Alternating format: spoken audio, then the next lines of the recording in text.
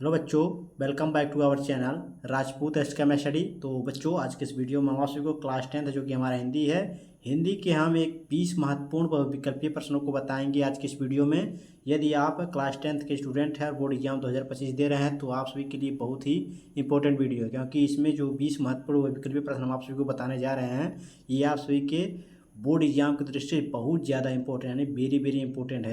ये जितने भी 20 महत्वपूर्ण बहुविकल्पीय प्रश्न हैं हम आप सभी को बताएंगे। ये आप सभी के बोर्ड एग्जाम में कई बार पूछे गए क्वेश्चन हैं और रिपीटेड क्वेश्चन है, तो इसको बिल्कुल इसकी मत कीजिएगा। वीडियो को लास्ट तक देखिएगा, एंड तक देखिएगा। तो स्टार्ट करने से पहले आपसे छोटी सी रिक्वेस्ट है, चैनल पर नया है चैनल को सब्सक्राइब कर लीजिएगा, नोटिफिकेशन ऑन कर लीजिएगा। चलिए स्टार्ट करते हैं।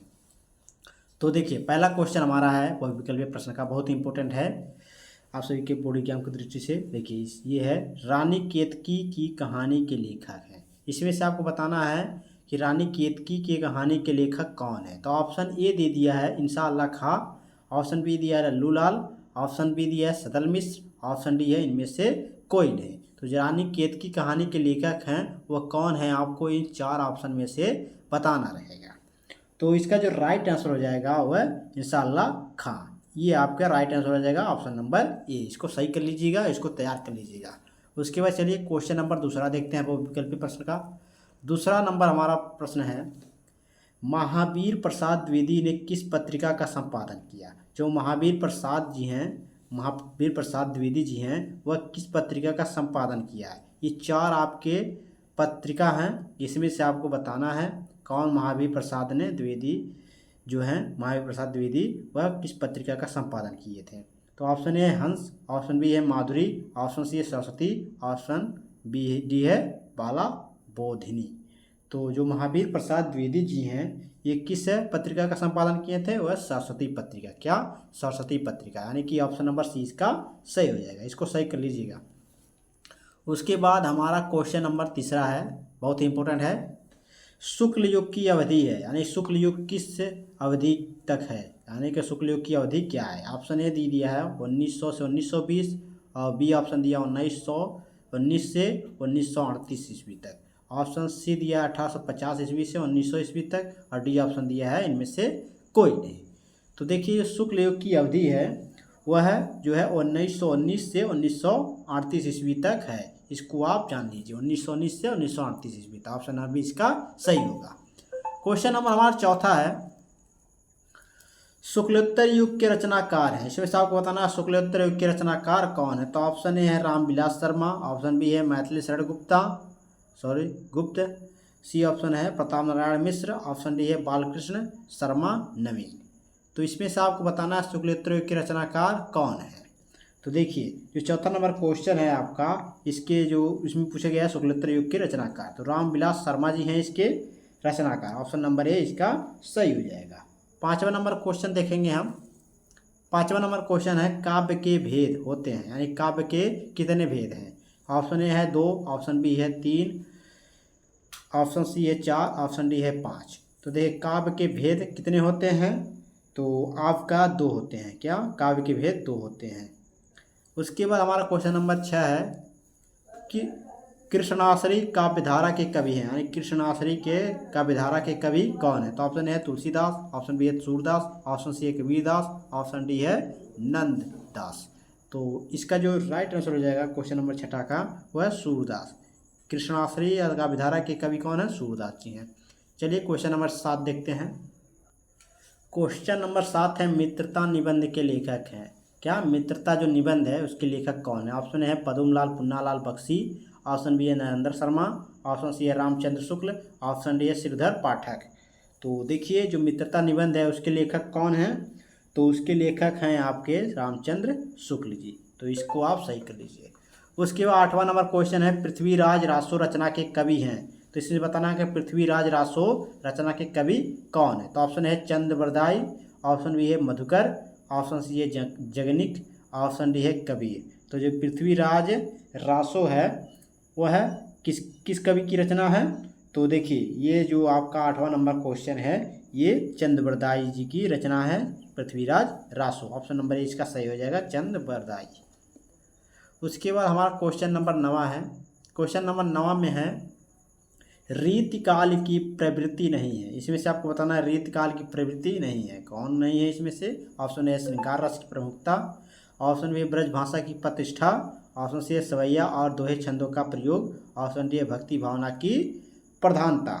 यानी कि जो क्वेश्चन नंबर 9 है इसमें से आपका जो रीतकाल की प्रवृत्ति नहीं है वो है, देखिए श्रृंगार रस की प्रमुखता ये रीतकाल की है, ब्रज भाषा की प्रतिष्ठा ये भी आपका रीतकाल की है, सवैया और दोहे छंदों का प्रयोग ये भी आपका रीतकाल की प्रवृत्ति है। इसमें से आपका ये जो भक्ति भावना की प्रधानता है ये आपका जो है रीतकाल की प्रवृत्ति नहीं है। ऑप्शन नंबर डी इसका सही हो जाएगा। उसके बाद हमारा है क्वेश्चन नंबर 10। क्वेश्चन नंबर 10 में क्या है, देखिए ध्रुव स्वामिनी नाटक के रचयिता हैं। इसमें से आपको बताना है ध्रुव स्वामिनी नाटक के रचयिता कौन है। ऑप्शन ए है रामचंद्र शुक्ल, ऑप्शन बी है जयशंकर प्रसाद, ऑप्शन सी है पदम लाल पुन्नालाल बख्शी, ऑप्शन डी है डॉक्टर राजेंद्र प्रसाद। तो देखिए इसमें 4 ऑप्शन में से आपको बताना है ध्रुव स्वामिनी नाटक के रचयिता कौन है। तो देखिए जो ध्रुव स्वामिनी नाटक के रचयिता हैं वो जयशंकर प्रसाद जी हैं। इसका राइट आंसर हो जाएगा ऑप्शन नंबर बी। उसके बाद हमारा क्वेश्चन नंबर 11 है। क्वेश्चन नंबर 11 में है लाज न आई किस आपको दौरे आयु साथ। क्या? लाज न आई आपको दौरे आयु साथ उक्ति किससे संबंधित? यह शब्द जो है किससे संबंधित है? ऑप्शन ए है सूरदास से, ऑप्शन बी है तुलसीदास से, ऑप्शन सी है रहीमदास से, ऑप्शन डी है कबीरदास से। तो देखिए क्वेश्चन नंबर 11 में क्या कहा गया है, तो इसको आप समझिए लाज ना आई आपको दौरे आयो हो साथ। ये जो है तुलसीदास जी की पत्नी का शब्द है, ये तुलसीदास जी के लिए क्या तुलसीदास जी से संबंधित है। तो जो तुलसीदास की पत्नी ने इन्हें फटकारा था उसी बात पर ये उसी पाठ में आपका कहा गया है इनके बारे में। लाज ना आई आपको दौरे आयो साथ, यानी कि आपको लाज नहीं आई, आप हमारे साथ है चले आए। तो ये तुलसीदास से संबंधित है। ऑप्शन नंबर 20 का सही हो जाएगा। उसके बाद हमारा क्वेश्चन नंबर 12 है पंचपात्र रचना की विधा है। यानी जो पंचपात्र है वो किस रचना की विधा है? ऑप्शन ए है नाटक विधा की, ऑप्शन बी है कहानी विधा की, ऑप्शन सी है निबंध विधा की, ऑप्शन डी है उपन्यास विधा की। तो देखिए पंचपात्र जो है वो किस विधा की रचना है? तो देखिए ये निबंध विधा की, यानी कि ऑप्शन नंबर सी इसका सही हो जाएगा। जो पंचपात्र है वह निबंध विधा की रचना है। उसके बाद क्वेश्चन नंबर 13 है हमारा। क्वेश्चन नंबर 13 में क्या कह रहा है, प्रेम आश्रयी कवियों ने किस शैली में रचना की? जो प्रेम आश्रयी है कवियों ने इसकी रचना किस शैली में की है? तो ये ऑप्शन है मसनवी शैली, ऑप्शन बी है विचारात्मक शैली, ऑप्शन सी है विवरणात्मक शैली, ऑप्शन डी है इसमें से कोई नहीं। तो जो प्रेम आश्रयी कवियों ने इस रचना की किस शैली में जो है रचना की है? तो देखिए 13 नंबर क्वेश्चन है वह है मसनवी, क्या मसनवी शैली में इसकी रचना की। किसमें? मसनवी रचना में। तो ऑप्शन नंबर ए इसका सही हो जाएगा। चलिए क्वेश्चन नंबर हम 14 देखते हैं। क्वेश्चन नंबर 14 में है भक्ति काल की प्रमुख प्रवृत्ति नहीं है। इसमें से आपको बताना भक्ति काल की प्रमुख प्रवृत्ति नहीं है। तो ऑप्शन ए है प्रेम की प्रधानता, ऑप्शन बी है भक्ति भावना की प्रधानता, ऑप्शन सी है गुरु की महत्ता, ऑप्शन डी है आश्रयदाताओं की प्रशंसा। तो देखिए प्रेम की प्रधानता ये भक्ति काल की है क्योंकि इसमें प्रेम है, और भक्ति भावना की प्रधानता भक्ति आ गया, और गुरु की महत्ता यानी कि इसमें भक्ति हो रही है।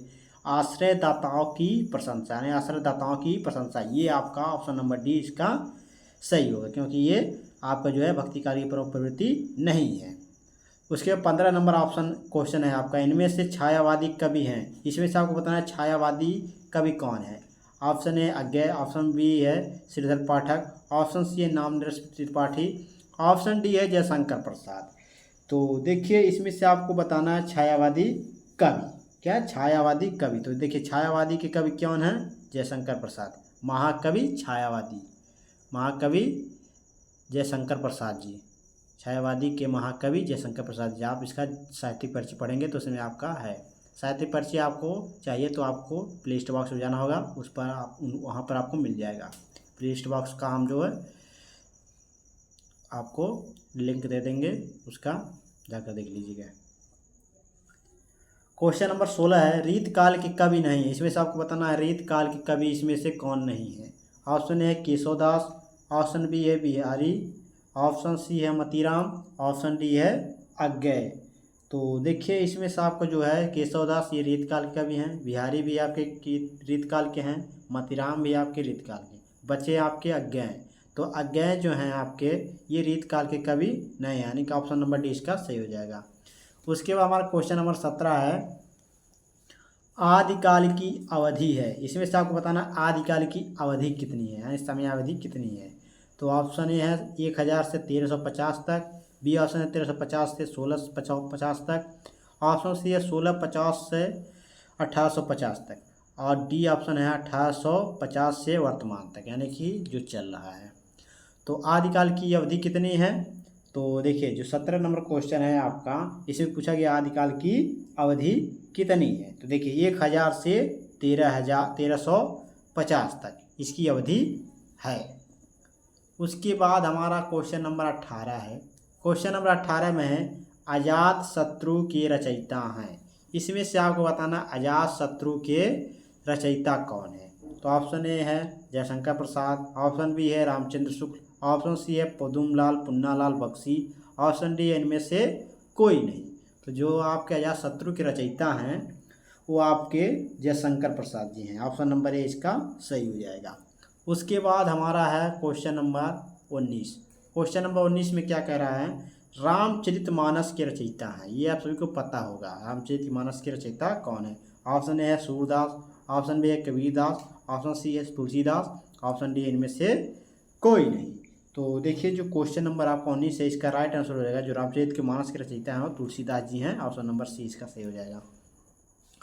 उसके बाद हमारा लास्ट क्वेश्चन है क्वेश्चन नंबर 20, ये बहुत ही इंपॉर्टेंट है, आप सभी को पता होगा यदि आप जो है किसका तुलसीदास का जीवन परिचय पढ़े होंगे तो। रत्नावली पत्नी थी, क्या रत्नावली किसकी पत्नी थी। ऑप्शन ए सूरदास की, ऑप्शन बी है तुलसीदास की, ऑप्शन सी है नंददास की, ऑप्शन डी इनमें से कोई नहीं। तो जो रत्नावली थी वह तुलसीदास जी की पत्नी थी, क्या तुलसीदास जी की पत्नी थी।